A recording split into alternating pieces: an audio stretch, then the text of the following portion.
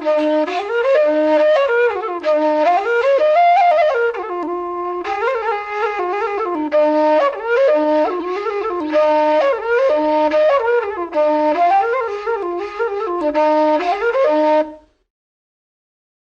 silmino bandiraawo, inde am Pastor Goma, imi wondi e mala wetiɗo'o. Emi howna on nder inde Yeesu. Emi ngiɗi min ekkitina on dow tokkuki Yeesu. Ngo'ol woni ekkitinol jowetataɓol nder ekkitinolji 52. Ɗii ekkitinolji iɗi nder ɗerewol bi'etengol, ɗerewol ekkitinki tokkuɓe Yeesu. Taa waawi jande, heɓu ɗereeji ɗin e deftere ceniinde nder Fulfulde. Waɗu ka janguki deftere ceniinde an e hoore maɗa, ngam ɓeyda anduki ko Allah yiɗi. Hoore haala ekkitinol ngo'ol woni, ko mi waaway anduki ko Allah yiɗaniyam? Joni malam weeti hokkay en goɗɗum habaru. Saani o tokkuɗo Yeesu, emo yiɗi o fuɗɗa kuugal wasuki kaaƴe gooduɗe ceede to gariiri maɓɓe. Fuu kuwooɓe kuugal kaaƴe ɗen ɓe hoɓɓe, emo wi'a nder ɓernde makko, naa ɗum boɗɗum woɓɓe hoɓɓe ngara keɓa risku to leydi makko. O tabbitinaayi Allah e yiɗi o natta iri ɗum ɗon fii, ammaa o waɗi ka nyumuki dow ceede ɗuɗɗe ɗe o heɓata nder kuugal ngal. Ɗon maa emo nyuma iri mangu ɗum o heɓata nder yimɓe makko to o wartii neɗɗo arandeejo nattuɗo kuugal ngal. Yimɓe ɗuɓɓe mbambaayi ɓaawo Saani natta waɗuki non, ammaa o wanyi nanuki ko ɓe mbi'imo. Fuu e non Saani ɓernde muɗum fukkaaki dow fuɗɗuki ngal ɗon kuugal, ammaa ɓernde makko yooriti.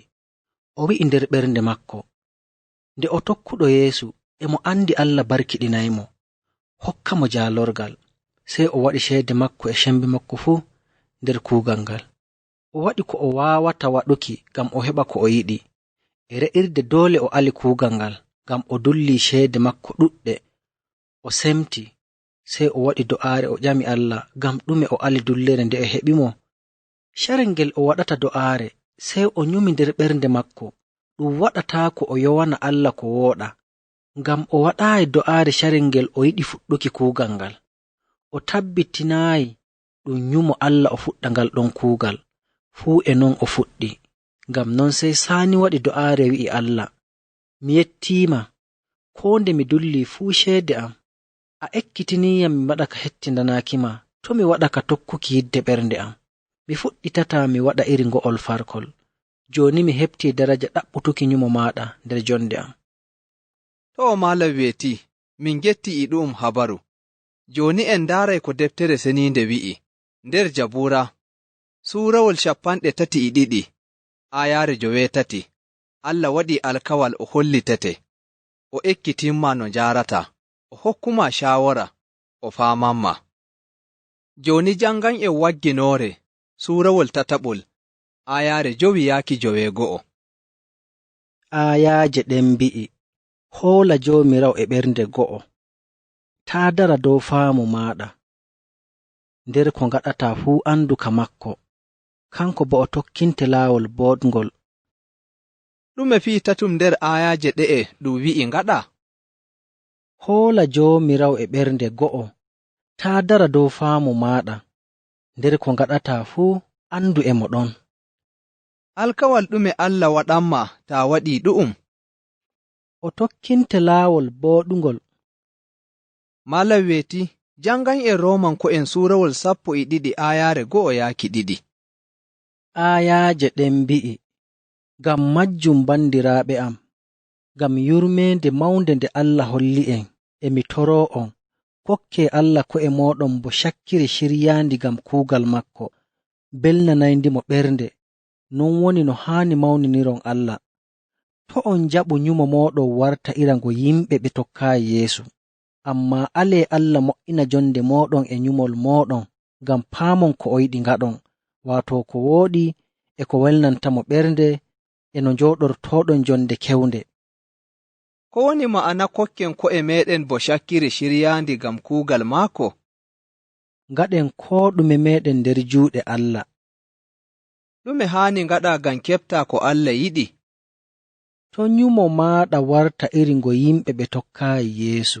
amma alaa Allah mo'ina jonde maaɗa e nyumo maaɗa ngam paama ko o yiɗi. No Allah yiɗi njooɗoroɗa? E mo yiɗi ngaɗa ko wooɗi e ko welnantamo ɓernde, e mo yiɗi ngaɗa jonde kewnde. To kocca hoore maaɗa ko ɓuri no haani, amma kocca hoore maaɗa no fottidi e hoolaaki Allah ki Allah hokkuma. Malam weeti jangan e Yahaya suurawol 9 aayaare 38 e suurawol nayaɓol aayaaje 34. Yahaya suurawol 9 aayaare 38 wi'i, ngam mi waroyi diga dow naa ngam mi waɗa ko ngiɗumi, amma mi waɗa ko liluɗoyam yiɗi. Nden Yahaya suurawol nayaɓol aayaare 34 wi'i, Yeesu wi'iɓe, nyamdu am woni, mi waɗa ko liloyɗoyam wi'iyam, mi yottina kuugal ngal o hokkiyam mi waɗa. Ɗume waɗi Yeesu wari nder duuniyaaru? Ngam o waɗa ko liluɗomo yiɗi, waato Allah. To Yeesu ma e hoore muɗum waɗi jonde muɗum nde duuniyaaru e mo waɗa ko nyaako makko yiɗi, no haani amma ngaɗira jonde maaɗa? Doole ngaɗa jonde maaɗa no Allah yiɗi. Ishaya suurawol 55 aayaare 3-9 holli en tokkuki laawol Allah ɓuri tokkuki laawol maaɗa, ngam kanko emo andi ko ɗume. Ɗon ma Irimiya suurawol 29 aayaare 11 holli en ko Allah nyumata dow maaɗa ɗum boɗɗum naa ɗum kalluɗum, nden o yiɗa o hallanma e mo yiɗi o barkiɗinma o hokkuma kammunde bonde e fii boɗɗum yeeso ɗo'o. Wolde Allah ekkitini en fii ɗuɗɗum dow no keɓtirten ko Allah yiɗi ngaɗen. Arande jangu wolde Allah waɗu ka nyumuki dow majjum. Ɗiɗaɓum waɗu do'aare tora Allah hokkuma faamu. Tataɓum ɗaɓɓutu ballan ruuhu Allah. Nayaɓum heɓu shaawori diga to sembiɓɓe nder tokkuki Yeesu. Nden jowaɓum huutir faamu e hakkiilo nder nyumuki maaɗa. Joni min janganayi on goɗɗe aayaaje ekkitinɗe dow ko Allah yiɗi ngaɗen. Yakubu suurawol arandewol aayaare 5 wi'i, to goɗɗo nder moɗon dulli faamu, sey o toro Allah, o hokkaymo, ngam Allah o kokkowo koo moye ɓernde go'o o metitataako. Ɗume aayaare nde e ekkitatama dow ko Allah yiɗi ngaɗa? Ta dulli faamu, tora Allah o hokkete ɗum. Jabuura suurawol 119 aayaare 105 e aayaare 130 holliyam wolde Allah e yenanto laawol am, nde hollayyam to njahaymi. Wagginoore suurawol 15 aayaare 22 holliyam to neɗɗo walaa kokkooɓe shaawara boɗɓe, dabare muɗum waɗata. Korontiyanko'en arandewol suurawol 2 aayaare 12 wi'i, ruuhu ɗum keɓuɗen naa to duuniyaaru ɗum iwoyi, to Allah ɗum iwoyi, ngam ko ɗume ko o hokki en caahu anden ɗum. To bandiraawo, aayaare nde e holli Allah hokki en ruuhu makko, ngam ko ɗume ko o hokki en caahu anden ɗum. Afisanko'en suurawol 5 aayaare 15 yaaki 12 wi'i, ngam majum paame no njooɗoriiɗon, to on ngaɗu jonde bo kaaŋaaɓe, amma ngaɗe jonde bo yimɓe ɓe andal. Fuu carel ngel keɓɗon ngam waɗuki boɗɗum, ngaɗe ɗum, ngam balɗe ɗe ngonɗon ɗe kalluɗe. Ngam majum to on ngartu bo kaaŋaaɓe, amma ɗaɓɓite andon ko Joomiraawo yiɗi ngaɗon. Aayaaje ɗe e kolli paama no njooɗoriɗa, taa waɗu jonde bo kaaŋaaɗo, amma waɗu jonde bo neɗɗo gooduɗo andal, ngam balɗe ɗe ngonɗen ɗe kalluɗe. Waɗu ka janguki ɗe e aayaaje naa a jogake ɗe. Wagginoore suurawol 3 aayaare 5 yaaki 9 aayaaje ɗen mbi'i, hoola Joomiraawo e ɓernde go'o, taa dara dow faamu maaɗa, nder ko ngaɗata fuu anduka maako, kanko bo o tokkinte laawol bongol. To maala weeti woodi ko giɗɗa kettindantoɓe en ɓeyda faamuki dow ɗu'um? Bandiraawo, noye mbaawirta anduki ko Allah yiɗi nder jonde maɗa? A waɗay ka hawruki e shaaworiiji ɗuɗɗi nder jonde maɗa nde tokkuɗo Yeesu. Noye doggirta waɗuki parkol? Taa yiɗi anda ko Allah yiɗi, sey fuɗɗa janguki wolde Allah. Ɗuɗɗum nder siri ɗum Allah waɗi ngam jonde maɗa e ɗum windi nder deftere ceniinde. Taa waɗa ko windi nder deftere ceniinde, a waɗa ko Allah yiɗi wonɗon. Raa goɗɗum misaalu ɗum goɗɗo kayejo bi'eteeɗo Iiro. E mo yiɗi o waɗa cuɓol o te'a goɗɗo surbaajo bi'eteeɗo Laadi ko to o te'amo. Iiro o tokkuɗo Yeesu boɗɗum, ammaa Laadi naa o tokkuɗo Yeesu boɗɗum. Iiro jangi ɗerewol Korintiyanko'en ɗiɗaɓol suurawol 9 aayaare 14. Aayaare nden wi'i, to on kawtu ko'e e yimɓe ɓe koolaaki Yeesu, ɗume hawti aadilaaku e halleende? Ko ngoye sumpo woni hakkunde jayngol e nyiwre? Diga nder aayaare nden o heɓtinootaaki botki dow fiiɗum. Ɗum haɗi tokkuɗo Yeesu te'a debbo mo tokkaayi Yeesu.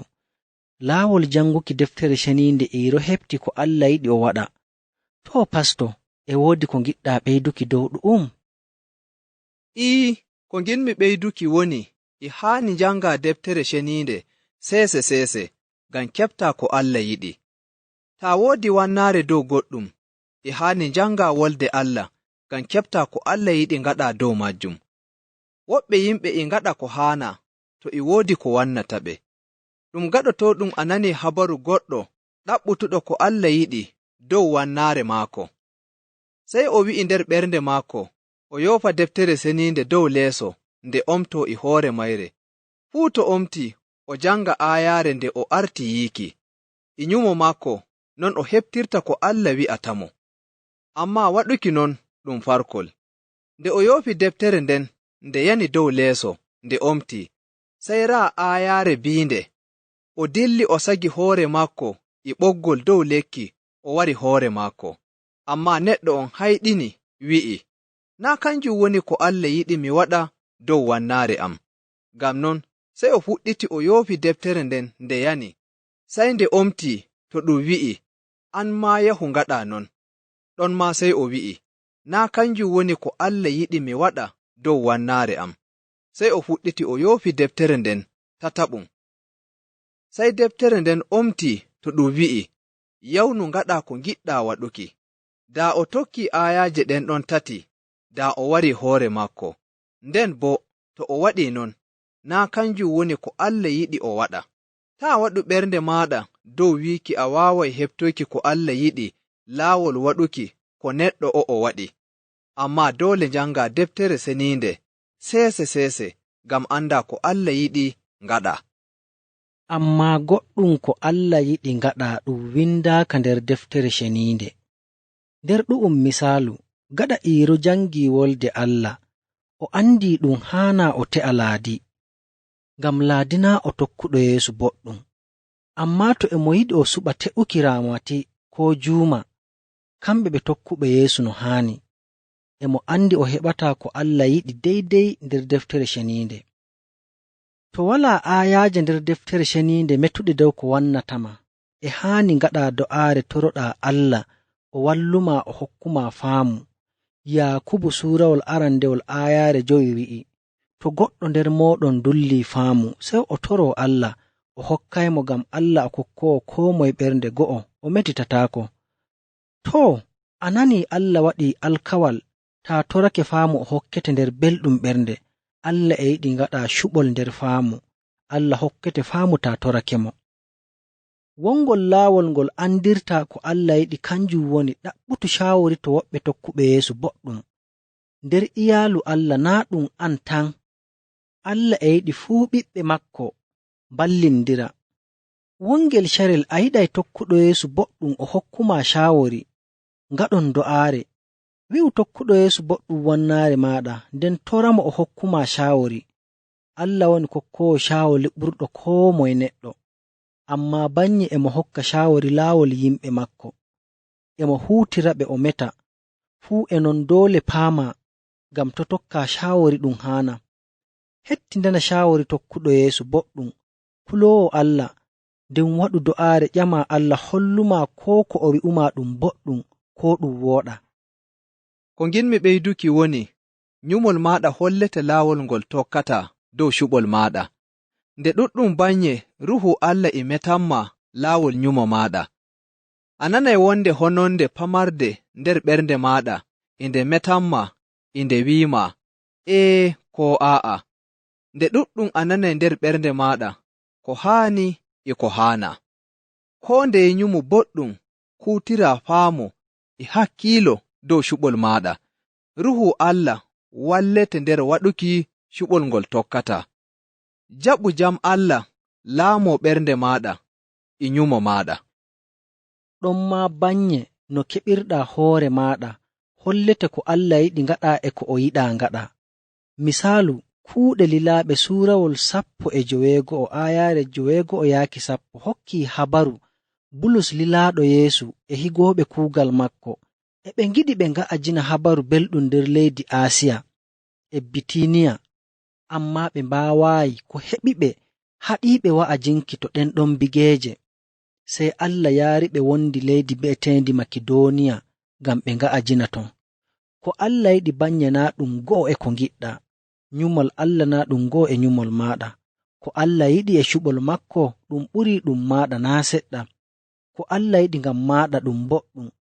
Ta yiɗi ngaɗa jonde tokkuɗo Yeesu gooduɗo jaalorgal, to e haani keɓtoya ko Allah yiɗi nder koo ngole cuɓol ngol ngaɗata. Ko Yeesu e hoore muɗum ma waraayi nder duuniyaaru ngam o waɗa ko o yiɗi, o wari ngam o waɗa ko Allah yiɗi. Allah e yiɗi anda ko ɗume ko o yiɗi ngaɗa nder jonde maɗa. O waɗi alkawal o wallete tokka laawol ɓurngol wooɗuki. E mo yiɗi koloɗamo ɓernde go'o nder ko ɗume, nden ngartiramo ardiiɗo nder ko ɗume ko ngaɗata. Ta waɗi non, o ardete, o hokkuma jaalorgal. To bandiraawo, nde a nani ekkitinol ngo'o, ɗume haani ngaɗa? Huutir ko ɗum windi dow ɗaɓɓutuki ko Allah yiɗi ɗum ummeti nder ngo'ol ekkitinol, nder ko ngole cuɓol ngol ngaɗata. Jangita ɗe aayaaje ko nde na a jogake ɗe boɗɗum. Ɗerewol Yahaya arandewol suurawol 5 ayaare 11-12 wi'i, ɗu'um woni ko tabbitinani en Allah hokki en yonki ki re'ata, nden yonki kin to ɓiɗɗo makko keɓetenki. Fuu jaɓuɗo ɓiɗɗo Allah e woodi yonki, mo jaɓaayi ɓiɗɗo on walaa yonki. Ɗerewol Korintiyanko'en ɗiɗaɓol suurawol 5 aaya 12 wi'i, ngam non fuu gartuɗo tokkuɗo Almasiihu o wartii neɗɗo keso. Ko ɗume ko o waɗi ndenno ɗum ƴaɓɓike, ko ɗume wartii kesum. Ɗerewol Yahaya arandewol suura 5 aaya 14 wi'i, en ngoodi sembe ɓernde daraaki yeeso makko, ngam en tabbitini e mo nana en, to en torake mo ko ɗume non no o yiɗiri. Maatiyu suura 9 ayaare 9 yaaki ayaare 13. Ayaaje ɗen mbi'i, raa no ngaɗirton do'aare, yaa Allah nyaako amin mo dow, inde maaɗa ceniinde mawnine, laamu maaɗa wara, ko ngiɗɗa waɗe nder duuniyaaru no ɗum waɗirte e dow. Hokkumin ko min nyaamata hande, yaafanamin hakkeeji amin, no min jaaforanto gaɗanɓe min ko wooɗa. Taa alumin njaha to min ngaɗata hakke, amma hisnumin diga jungo kalluɗo. Ɗerewol Biiturus arandewol suura 2 aaya 2 wi'i, no ɓikkoy keccoy ngiɗiri enɗam, onon ma ngiɗe wolde Allah non, ngam nde waɗa on cembiɗon nder kisnam ɗam keɓɗon. Ɗerewol Korintiyanko'en arandewol suura 10 aaya 13 wi'i, walaa poondol ngol ɗum foondata on, ngol ɗum meeɗaayi foonduki neɗɗo. Allah o kebbino alkawal, o alata ɗum foonda on poondol ɓurngol cembe moɗon, amma nder poondol ngol o waɗanay on laawol no mburtortoɗon, ngam baawon munyol nder maggol. Ɗerewol Yahaya arandewol suura 1 aaya 9 wi'i, amma to en mbi'i Allah hakke ɗum ngaɗuɗen, o yaafanto en hakke meɗen, o loota en daga ko wooɗa ɗum gaɗuɗen, ngam kanko kebbino alkawal e mo woodi aadilaaku. Ɗe aayaaje e haani a yaadike a jogake ɗe boɗɗum diga ekkitinolji ƴaɓɓiiɗi. Raa aayaare tokkitaaki heyre, mi jangaynde jooni, tokkita ko mbi'aymi. Wagginoore suurawol tataɓol aaya 5:9 wi'i, hoola Joomiraawo e ɓernde go'o, taa dara dow faamu maaɗa, nder ko ngaɗata fuu anduka makko. Kanko bo o tokkinte laawol boɗngol. Too bandiraawo, min ngari re'irde ekkitinol 9 naa en kawri e ekkitinol garayngol. Allah barkiɗina on, ɓeydana on faamu e andal nder tokkuki Yeesu. Min getti. Allah me laati laamiɗo, Allah me laati laamiɗo, ko duniyaaru jali duniya wala siwtare, duniya wala siwtare, sai nyumo e torra. Allah hesini anko hesini Yesu ben woni laamiɗo, ko duniyaaru jali duniya wala siwtare.